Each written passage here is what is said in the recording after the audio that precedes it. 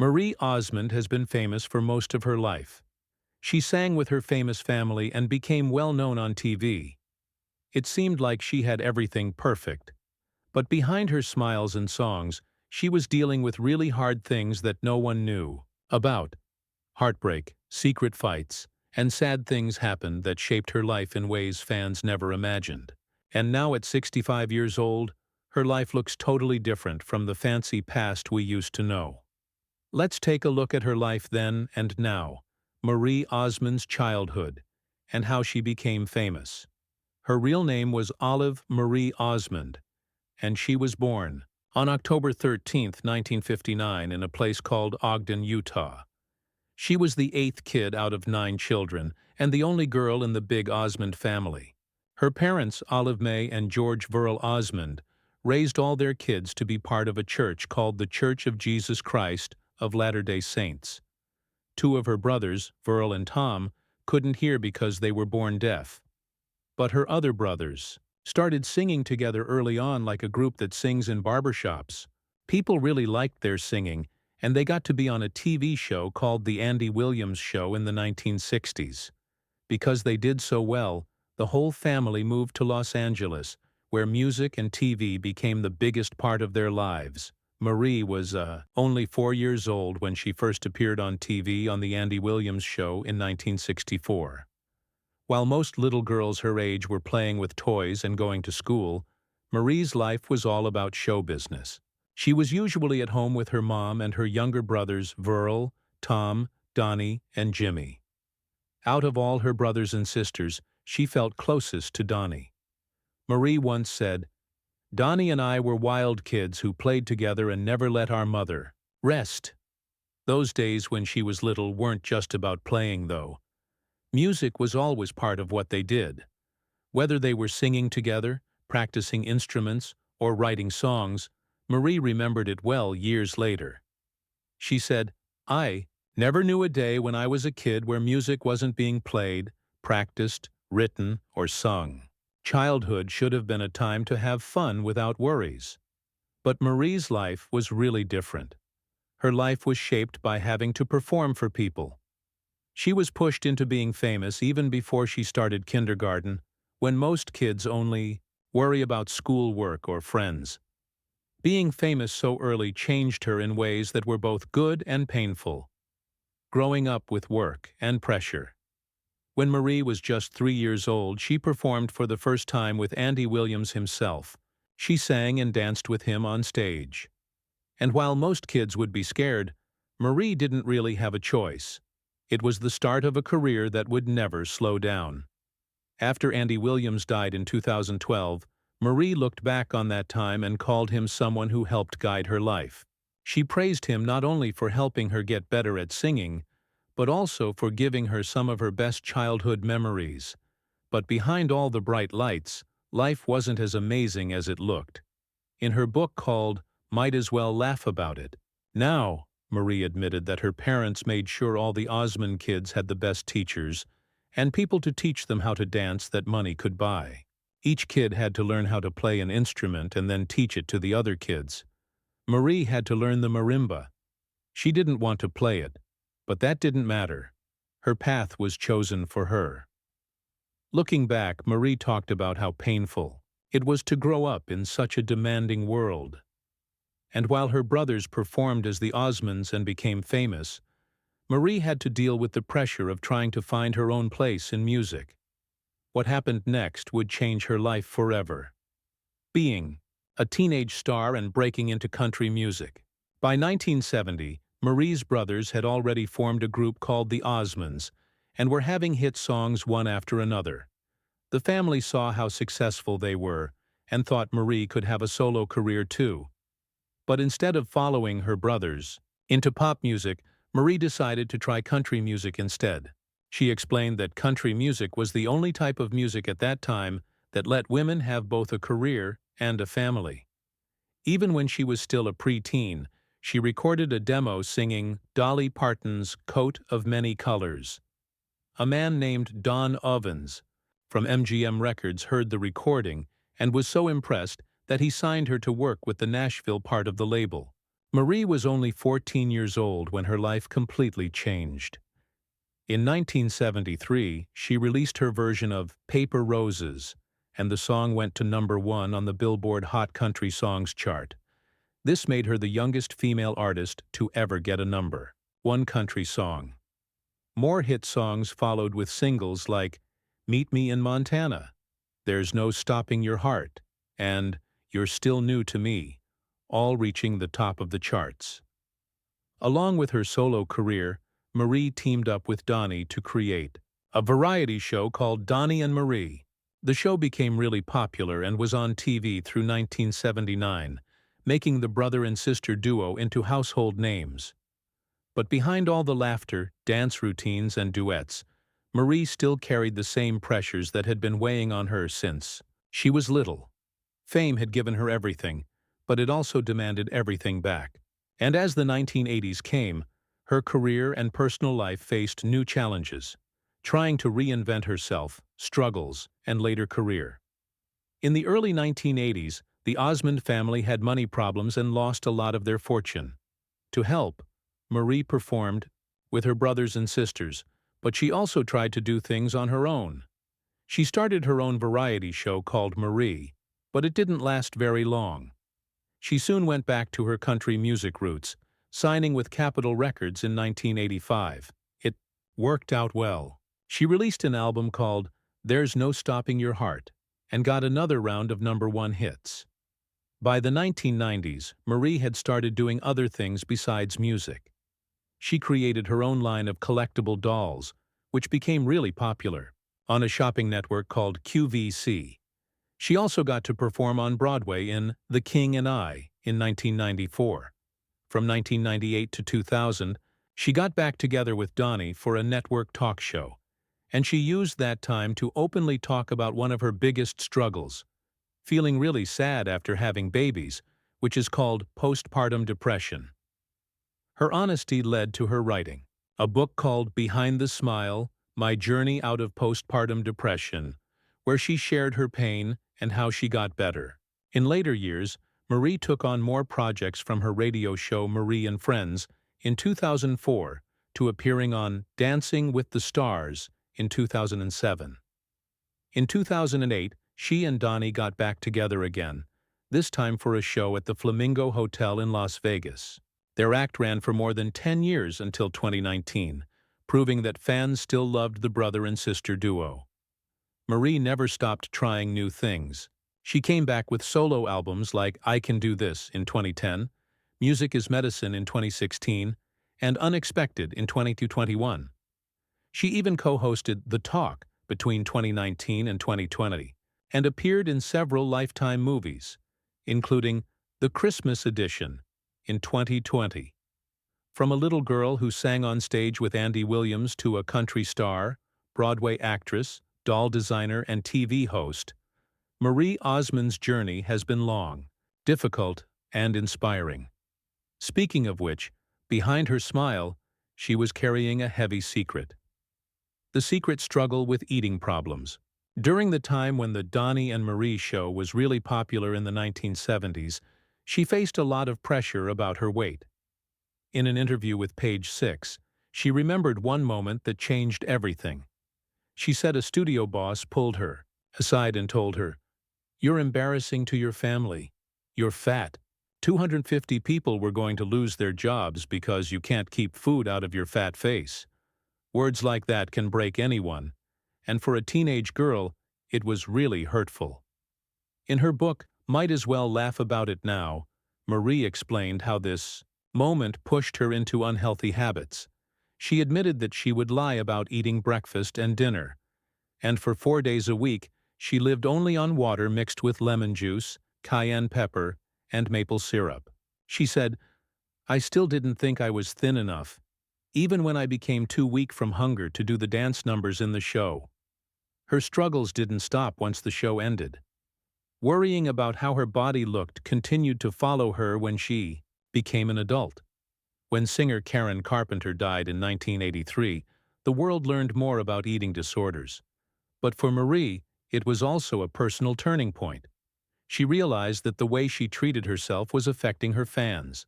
Women wrote to her asking how they could look like her after having a baby. That was when she admitted to herself that she needed to change. As she wrote later, "It changed my mind forever about how I thought about my body." But eating disorders weren't the only battle she faced in those years. Another hurt came from constantly being compared to other stars, living with feeling bad about herself in the spotlight. The Donnie and Marie Show was a big success filled with music, comedy, and appearances from some of the biggest stars of that time. From the outside, it looked like a dream job, but for Marie, it often felt like a nightmare. She was just 16 when the show began, and she later admitted in her book, "Might as well laugh about it now," that being around glamorous actresses and singers made her feel small. Meeting Cher was one of those moments that left a deep mark. When she and Donnie were guests on the Sonny and Cher show, she remembered how it shook her confidence. She admitted, "I felt like the ugly duckling. Cher always made a splash no matter what she did. I thought I was going to drown in my awkwardness." It didn't stop there. On her own stage, Marie stood next to stars like Jaclyn Smith, Cheryl Ladd, and Farrah Fawcett, who had just become famous for her red bathing suit poster. She also shared the stage with Raquel Welch, a woman known all over the world for her beauty. For a teenager, it was overwhelming. Marie explained, "Standing on stage next to Raquel Welch and comparing how I looked to her was enough to send me into hating myself. It was pretty hard to leave my dressing room feeling like anything other than someone pretending to be something they're not." While the audience saw a confident star, inside she struggled with doubting herself every time she stepped on stage. These bad feelings about herself would have been enough to break many child stars, but Marie's challenges went even deeper, into dangerous situations that no child should have faced. The harsh reality of being a child star. Marie started working when she was only 3 years old. That meant she grew up in a business where children were often not treated with care. In her book, Behind the Smile, she admitted, "In some situations, I was treated more like a thing to sell than a person." One story she shared was really shocking. At just 11 years old, she was flown to Japan to film a commercial. The filming happened on the ocean and something terrible happened. The boat flipped over. Marie suddenly found herself swimming in the ocean, surrounded by sharks. Thankfully, she was saved. But the nightmare didn't end there.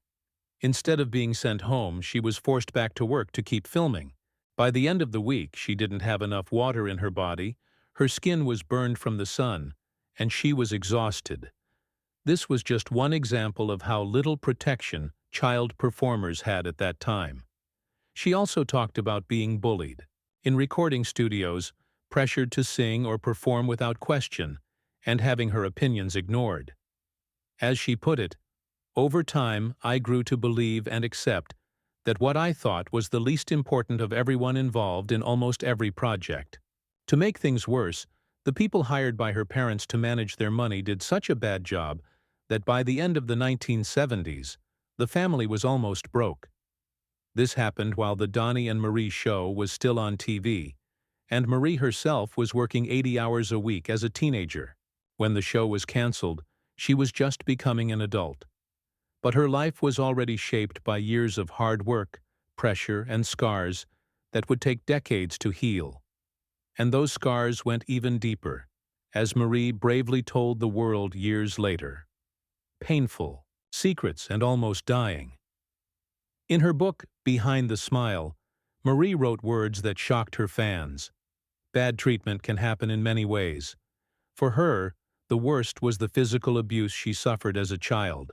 She never gave details about who did it, only saying clearly that it was not her family. She explained that each time, the person who hurt her was someone her parents thought was safe. She was threatened not to tell, or her family would lose everything. For years she kept it hidden, even from her brothers. It was only after having children of her own that she told the truth. The effects of being abused followed her into being an adult. She wrote about the terrible effect abuse has on the human spirit and the ability to function every day, even Decades later, she admitted that she still struggled to understand that being hurt doesn't mean you've done something wrong. The pain of those memories never fully left her. But her battles were not only emotional. At just 16 years old, she faced a scary car accident. She was driving when she suddenly passed out. The crash was really bad. Marie hit the steering wheel so hard that she bent it and almost lost her eye. Her mother, who was with her, hit the windshield, and her lungs collapsed. Both were rushed to the hospital, and Marie was told her mother might not live through the night. Lying in the hospital, Marie said she felt overwhelming guilt. "You feel like you've taken your mom's life," she admitted years later on The Talk. But something strange happened that gave her comfort. She said she had a vision of her grandfather. She asked him if he had come to take her mother away. His answer was simple: no. He told her that her mother was not leaving. Marie described it as a game changer for me on so many levels. Her mother lived, and for Marie, the experience became proof that peace after death was real. From abuse to accidents, from fame to fear, Marie Osmond's life was never simple. But each story shows not only her struggles, but also the strength she carried forward into her later years: love, marriage, and family. Marie Osmond's personal life has been filled with love, heartbreak, and second chances. In May 1979, she was briefly engaged to an acting student named Jeff Creighton, but they were only engaged for 2 months. Around the same time, she dated singer Andy Gibb, and later in 1981, she briefly dated John Schneider. In 1982, she married her first husband, Stephen Lyle Craig, a basketball player at Brigham Young University. Their son, Stephen James Craig, was born in 1983, but the marriage didn't last. By 1985, the couple got divorced. Marie later wrote, "Steve and I had tried several times to go back and make our very young marriage work, but it failed. People were watching me closely in the tabloids, and photographers seemed to show up wherever I went. I was emotionally exhausted." In 1986, Marie married a record producer named Brian Blosill. She liked his dry sense of humor after meeting him at a family party. Together they had 7 children, 2 biological, Rachel and Matthew, and 5 adopted: Jessica, Michael, Brandon, Brianna, and Abigail. But after 21 years, the marriage ended in 2007. They said in a statement that no one was at fault, but the truth was deeper. Marie later admitted that it was better for her children to see their parents separate than grow up in a home where 2 people were really unhappy. After her divorce, Marie told the world she never wanted to marry again, but love found her in an unexpected way. Her son arranged a meeting with her first husband, Steve Craig.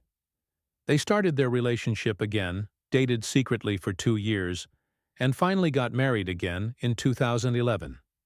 At the Las Vegas Mormon Temple, Marie walked down the aisle wearing her dress from their original wedding in 1982.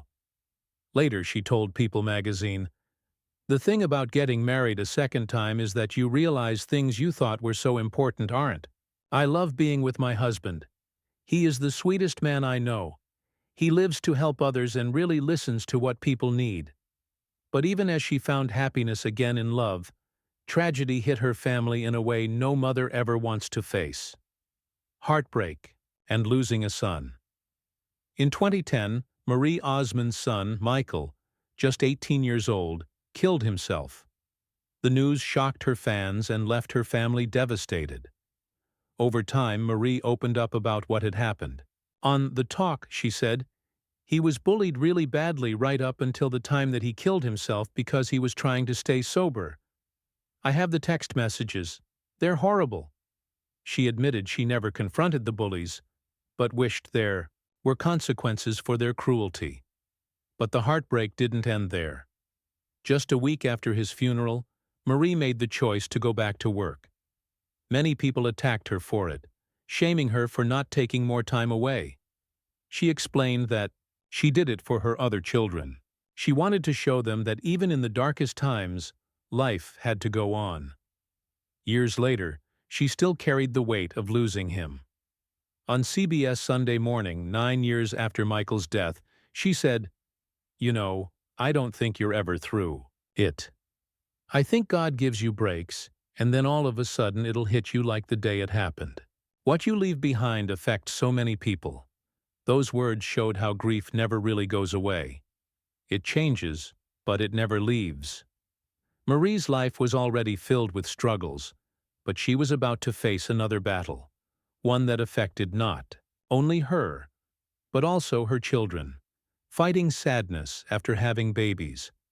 In 2001, Marie Osmond released her book, Behind the Smile, where she talked about a pain that people rarely discussed at that time, feeling really sad after having babies, called postpartum depression. In the book, she described feelings of failure and emptiness after giving birth. She explained how her children would check her mood before even talking to her because her sadness had become part of daily life. She shared how one neighbor welcomed her with baked goods, and she responded by saying she just wanted to be left alone. The depression was overwhelming. At one point, she handed her baby to her nanny, along with blank checks, and said she needed to leave. She got in her car and drove up the Pacific Coast Highway, later writing, "There is no light, no joy anywhere in me. I'm completely alone." She even admitted that she understood why someone would take their own life, because the only emotions she felt were negative ones. Looking back in a 2023 interview, she explained that her choice to write the book was about breaking the silence for women everywhere. But even as she talked about her depression, she also faced criticism for the way she loved and supported her own daughter. Love, acceptance, and mean reactions. In 2013, Marie Osmond sat down with Diane Sawyer. During the interview, she talked about her daughter Jessica, who had told her she was gay. For Marie, there was never a question about loving her. She said it broke her heart, not because of who her daughter was, but because she knew how cruel the world could be. Marie has always spoken out about marriage equality. She told Sawyer, "My daughter deserves everything she wants in life. She's a good girl. She's a wonderful child. I don't think God made just one color flower. I think He made many." On The Talk, she also talked about the cruelty she faced after going to her daughter's wedding. Her message was simple. You should never shame anyone, especially for loving your child. Unfortunately, not everyone in her own family agreed. Her brother, Alan Osmond, said being gay was a choice, and even hosted an event in Utah called Celebration of Marriage. Every child deserves a mom and a dad. Despite the backlash, Marie stood firm. She reminded the world that love should never have conditions. She believed that her daughter and every child deserved happiness. But her own family's rejection showed how difficult it can be to live by that belief. And still, through heartbreak, depression, and tragedy, Marie Osmond continued to stand as a mother who put love above everything else. But did you know that Marie Osmond has faced more tragedy than most people could ever imagine? A family marked by loss. In 2004, she and her brothers and sisters lost their beloved mother, Olive. She had suffered a stroke 2 years earlier, and complications finally took her life. Just 3 years later, in 2007, their father, George, also passed away at the age of 90. These losses were difficult, but sadly they were not the end of heartbreak for the Osmond family. In 2014, tragedy struck Marie's brother, Jay's family. His 7-year-old granddaughter was killed in a horrible accident when she was crushed by the door of a moving truck. The family was devastated, and the pain only grew in 2022 when the little girl's father, Chris Mortensen, was shot and killed in a road rage incident. The person accused was arrested, but the loss left another scar on the family. In 2018, more grief came when Marie's 33-year-old nephew suddenly died, most likely from a medical condition that no one knew he had. Speaking at the funeral, Marie's words showed her deep understanding of grief. She said, "I know that feeling of complete despair, praying to wake up from a horrible nightmare and not being able to breathe. I remember that seemingly impossible tasked to keep going. These painful experiences would have been enough to break anyone. But Marie's heart was tested again with the loss of someone who had been by her side her whole life. Her brother Wayne. Saying goodbye to Wayne Osmond. On January 1st, 2025, Wayne Osmond passed away after having a massive stroke. For Marie, the pain was almost too much to put into words. She shared her feelings on Instagram, explaining that she had been taking a break from social media, but felt she had to honor him. She remembered that, just a few weeks before his death, she had felt a strong need to visit him. "I really felt the Spirit tell me to go see him, and I'm so thankful I listened to what I was feeling. I will treasure those hours I spent with him for the rest of my life. I didn't know that just a few days after my visit, he would have a massive stroke." Marie admitted that since Wayne's death, she hadn't been able to do interviews or speak much in public, saying, "The truth is, it's just too hard to put into words." She called him one of the most loving men she had ever known, and said his passing left another giant hole in my heart. Marie remembered Wayne not only as a talented performer, but as her brother, her safe place, the one she went to for advice, and long conversations. She praised his love for his wife Kathy, and his devotion to his children and grandchildren. She ended her tribute with moving words. "Wayne, I could not treasure the gift God gave me more than to be loved by you in this life. You are a true loving brother, and I will miss you so very much. I promise eternally of my great love for you with every fiber of my heart and soul." The Osmond family stood together in grief, remembering Wayne's legacy. A new season of life. April 2025, Marie returned to social media with a heartfelt post.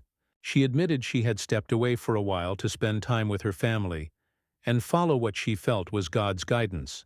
"My family has always been my first priority," she wrote, "and this season has provided some wonderful and unique experiences with them." She explained how stepping back from the spotlight had given her what she called the most normal life I have ever lived. Having performed since she was 3 years old, Marie laughed that she had never truly known what normal was. Yet, she embraced the joy of being present with her children and grandchildren. One story she shared showed how much this meant to her. When her daughter called in a panic asking if she could pick up her granddaughter from school, Marie said yes, without hesitation. Her daughter's reply touched her deeply. "Mom, it's so nice to have you here and available. Thank you so much for helping me out today. It means the world to me." Marie said those words meant more than any award or praise she had ever received. Her post was filled with gratitude and faith. She reminded her followers that life is about choices, about love, and about service. She wrote that challenges can make us better people if we let them, teaching humility, compassion, and strength. By trying to hear him, we grow daily in faith and see how God's unconditional love creates daily miracles for us, she shared. She also talked about her continued work with the Children's Miracle Network, which she co-founded. She celebrated its 42nd anniversary and paid tribute to her dear friend Joe Lake, one of the co-founders who had recently passed away. "He was a man full of love and compassion for others and had a heart totally dedicated to service," she wrote. Through her message, she reminded everyone that service and love are the greatest gifts in life. She closed by thanking her fans, calling them family, and reminding them how much she loved them. In her words, "Honestly, you have blessed me so much more than I could ever have done for you. Your family. Never ever forget that and how much I love you." Which part of Marie Osmond's life story surprised you the most? Her struggles, her family tragedies, or how she lives today? Share your thoughts in the comments below. And don't forget to hit like, subscribe, and stay tuned for more incredible stories from Hollywood's fascinating history. See you next time.